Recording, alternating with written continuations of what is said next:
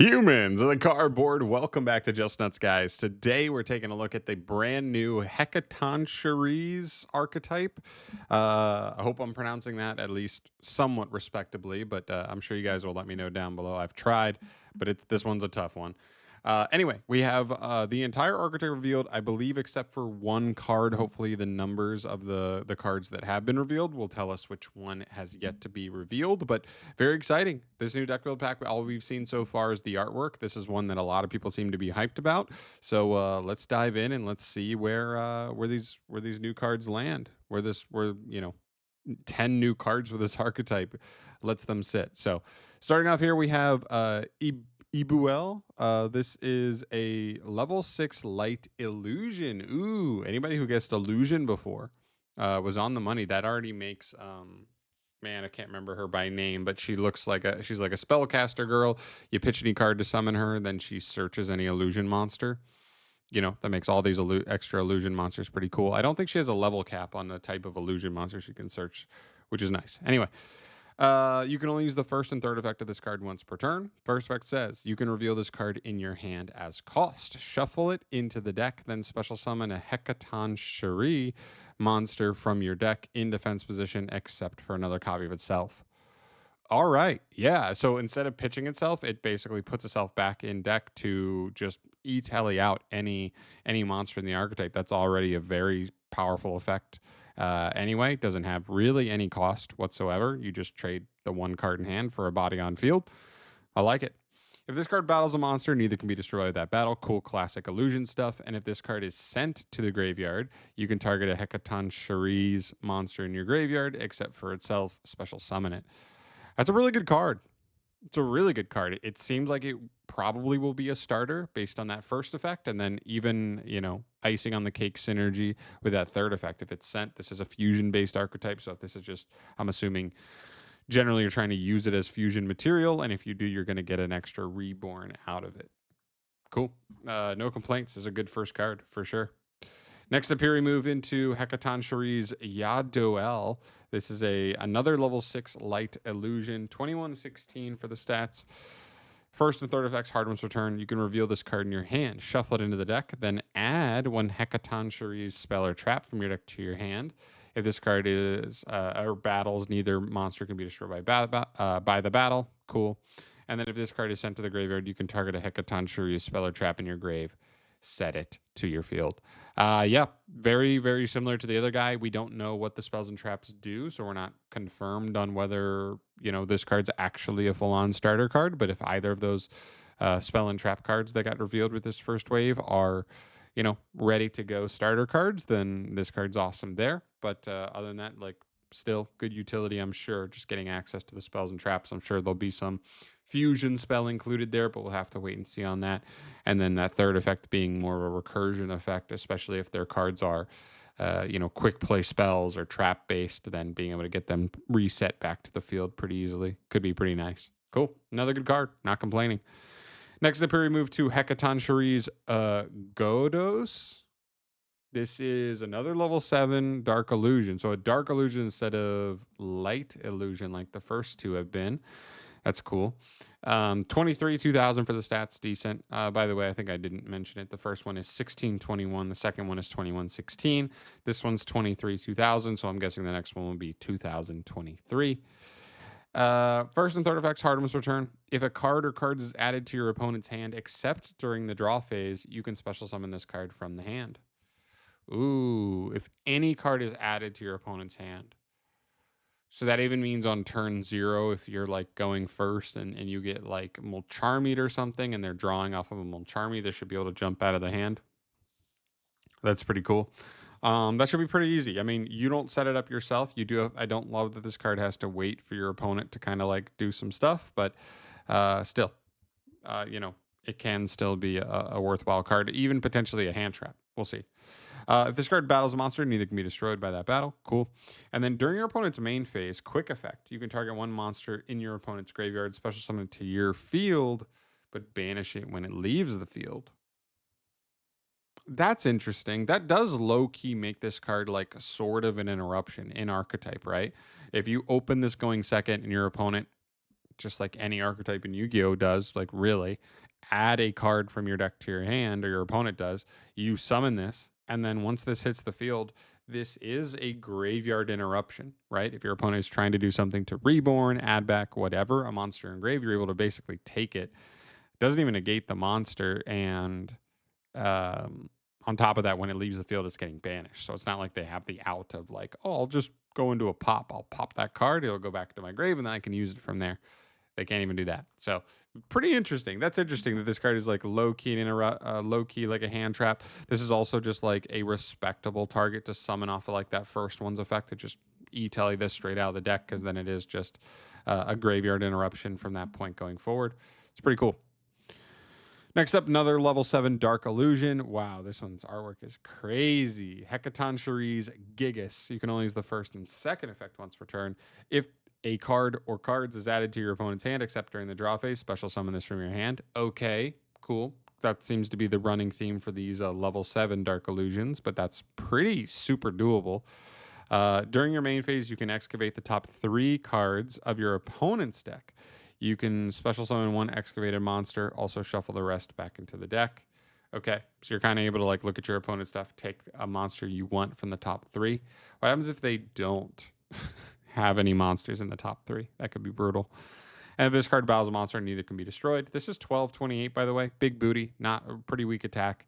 A little bit underwhelmed by the on-field effect of this one. Unfortunately, it has that cool ability to jump out of the hand. That is cool. I made a video a couple weeks ago talking about like what does the future of like in archetype hand traps look like, and these cards are technically in archetype hand traps. This one not as much because it doesn't really do anything to mess with your opponent going second, right? And the idea of a hand trap is that you are interacting with your opponent even when you lose the die roll. But Ghoddos definitely does, right? So this one doesn't have anything to mess with your opponent on their turn, but still an interesting card to say the least. Gets you a body. Kind of reminds me of the Mimigul Cerberus, I believe, is like kind of same idea of like gives you the opportunity to like potentially get a body just from your opponent's deck by excavating, but not, you know what I mean, not guaranteed. And like, are you potentially just putting monsters in rotation that your opponent would actually like? You don't want to risk that, but and what are you doing with just one body on field anyway? I don't know. Maybe the fusions take generic materials and this card actually becomes a little better because of that. We'll see. All right, last main deck monster is another level 7 Dark Illusion. Kind of weird that we have 3 level 7 Dark Illusions, but only 2 level 6 Light Illusions. Weird. This is HECATONCHERIE's Breus. 28 attack, 13 defense, so pretty big attack. You can only use the first and second effect once per turn. If a card or cards is added to your opponent's hand outside the draw phase, special summon this from hand. Cool. Hopefully someone's an interruption. It's not. I already read the first part. During your main phase, you can look at 1 random card in your opponent's hand, and if it is a monster, you can special summon it to your field. Third effect of this card, battles a monster. Neither can be destroyed by battle. This is an interesting card. Like theoretically, this can be summoned off of the the monster they already showed. That's kind of like the E-Telly one, right? And then you can use this even if you don't hit on a monster, you can get hand knowledge. You know what I mean? Like even if you whiff and you hit a spell, if it's like, you know what I mean? If it's what's geez, why am I blanking so hard on that? If it's like a Ryziel spell, right? If it's the Ryziel field spell, I know that's a one-up, so that's not the best example, but like the Malice and Underground, right? Like a 3-of card like that, and you hit on Malice and Underground, and you're like, oh, even though I didn't hit a monster and I'm not taking something out of your hand, like effective. By the way, that's a very powerful effect if it resolves, right? You are effectively hand ripping a card from your opponent and getting that body to your field to potentially make an SP, an IP, so just generic links in general, or use it as a fusion material, which we'll see if we can do that. But it's pretty good if it resolves. But even if it doesn't, it's like hand knowledge. Even if you're not knowing game 1 what archetype your opponent's playing, are you hitting on, oh, now I know that they have this board breaker, this hand trap, this generic card, and I can, it's just one more card we know about, and of course, if this card battles a monster, neither can be destroyed by battle. Cool card. Interesting card there. For sure. All right. Quick play spell. This is interesting because like that other card like lets you set a spell or trap from grave. So that means this does have applications on the opponent's turn if you're resetting it. Activate one of these effects, but you can only choose each effect of this card's name once per turn. So I'm assuming that means like you can activate this more than once per turn, but you can only use each effect once per turn. So if you've used the first effect that turn, you can only then use the second effect again. If you control a HECATONCHERIE monster, target a spell or trap your opponent controls, return to the hand. Ugh. It's terrible. What are we doing? It's so fine, right? I guess there can be utility for this, especially cards that like have an effect on activation. You're kind of negating and turning that card off if it's a hard once per turn. But bouncing spells and traps just not ideal in most scenarios. So just okay. Second effect, fusion summon a HECATONCHERIE fusion monster from your extra deck by banishing its materials from your field and or grave. And if you use face-up monsters you control owned by your opponent, you can treat them as HECATONCHERIE monsters. There we go. So all these effects that kind of like take a monster from your opponent, whether it's from their deck, from their hand, whatever, this card is able to make use of them and utilize them as HECATONCHERIE monsters to make your boss monsters. It's pretty cool. That's clearly the main effect here. This is a quick play, first off.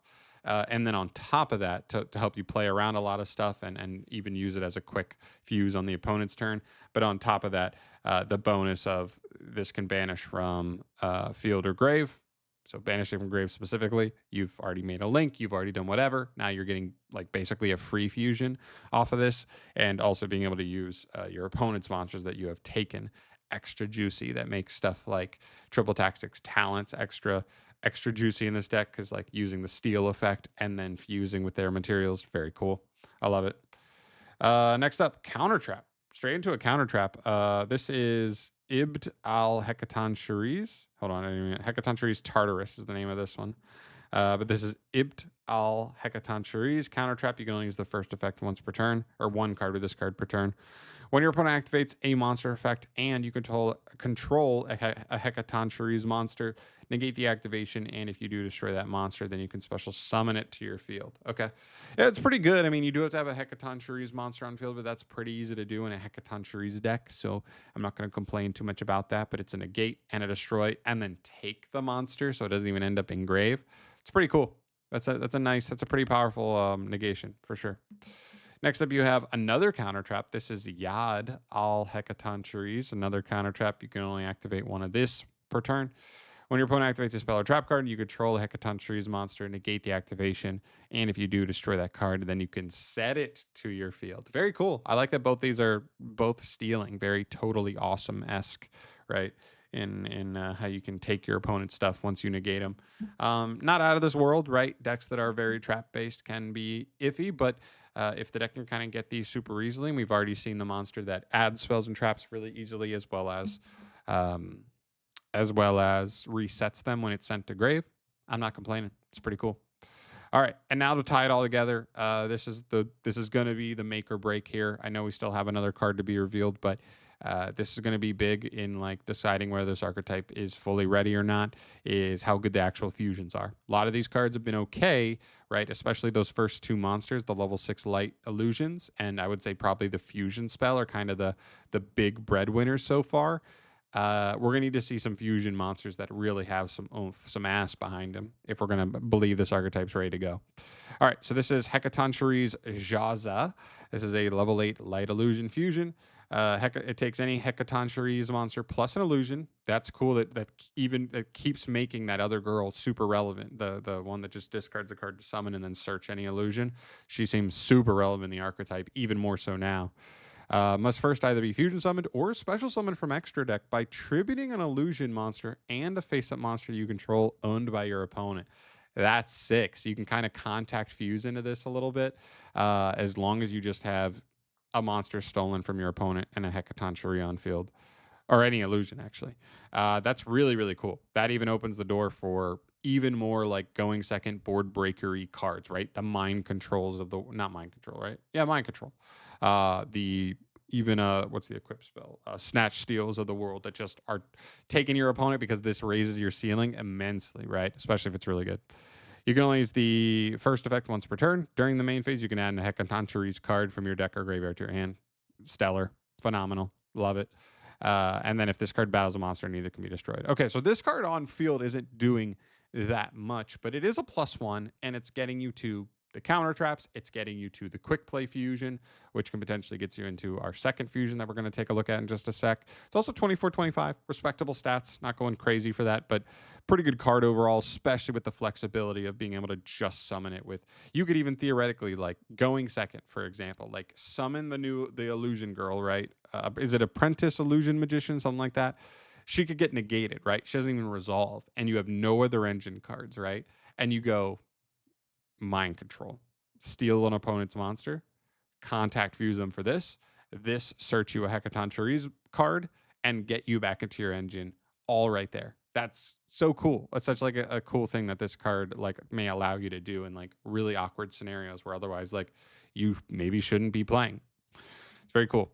All right, and the last card here in our final boss fusion here is HECATONCHERIE Xeno, level 9 Dark Illusion, 3 HECATONCHERIE monsters, kind of tough. Keep in mind though, if you control a monster controlled by your opponent, that spell can use your opponent's monsters as HECATONCHERIE. You can only use the first and third effect of this card's name each once per turn, and also that fusion spell banishes from grave as well. So that's the other thing too. It's pretty nice. First and third though. During the main phase, quick effect. You can look at 2 random face down cards in your opponent's extra deck, and if you do, you can special summon one of them to your field. Yo, that's so crazy.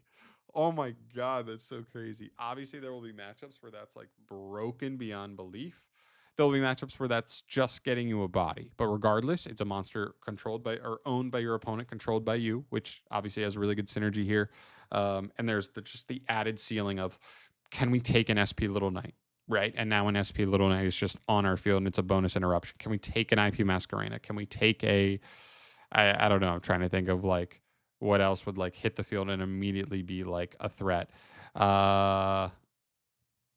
Does Detonator work? Because does Detonator on special summon just reattach? So like you could just summon Detonator from your opponent's extra deck if you're lucky enough to hit it, and then just get a card from your grave attached to it. Like there are multiple ways, obviously, where it's really good. You could also hit a bunch of cards that like don't do anything. You hit a Link 1, you hit Exceed monsters that don't basically have to attach materials, otherwise they're not doing anything, right? So that obviously can factor in. But all in all, like that's a pretty powerful effect, especially since you get to randomly look at 2, not just 1. You're basically extra deck ripping a card because this monster is also not going to count as being correctly summoned. So even if it hits the grave from that point, it's not like they can just reborn it. They're going to have to like shuffle it back and summon it later. It's very cool.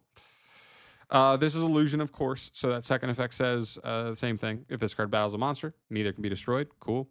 And then lastly, if this fusion summoned card in its owner's control is destroyed by an opponent's card effect, take control of any number of monsters they control. This is destruction only based, so it's not that crazy to me. It's also worth noting this card is 34-35, so it is pretty massive. So, battle doesn't seem like a super, incredibly easy way to out this card, so I wouldn't worry about that.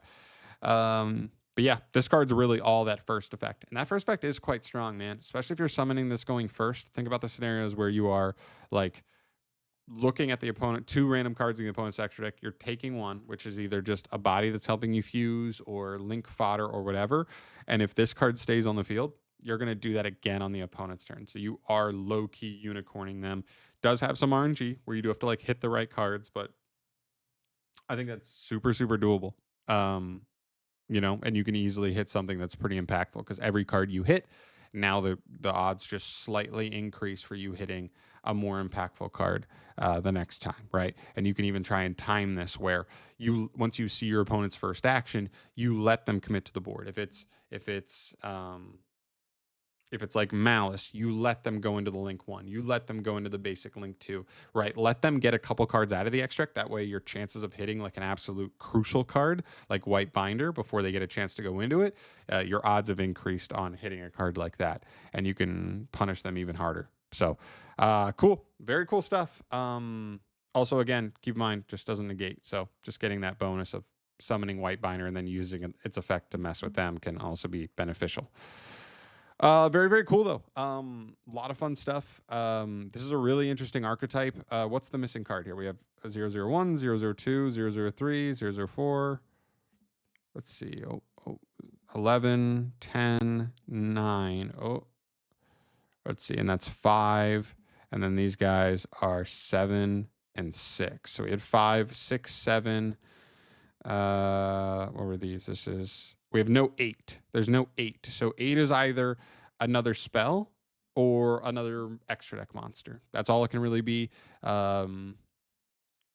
We'll have to wait and see. Hopefully, it's a really good card to capitalize on everything. It's kind of hard to conceptualize exactly what this deck wants to do. It has no locks whatsoever. That's something you absolutely have to take into account with modern day Yu-Gi-Oh! That like just decks come out, they have no locks, and you're like, okay, the deck is okay, and then you realize like, oh, it's just going to be splashed with 3 other engines, and it's going to be competitive, right? So there's some really cool stuff going on here. Let me know your thoughts down below on this. I'm really seeing some cool stuff here. Just not totally sure if it has enough on its own, especially to be pure, but maybe it'll have some good synergies with some other stuff. We'll have to wait and see on that. But thank you so much for watching. As always, guys, let me know your thoughts down below on your thoughts on this archetype with its first reveals. I'd love to hear your thoughts on that. But I'm out of here for today. Thank you so much for watching. As always, guys, stay tuned for more Yu-Gi-Oh! News. News has been hot lately. I've been loving it. And I'll keep you guys posted on all things Yu-Gi-Oh! News going forward. See you in the next one. Peace.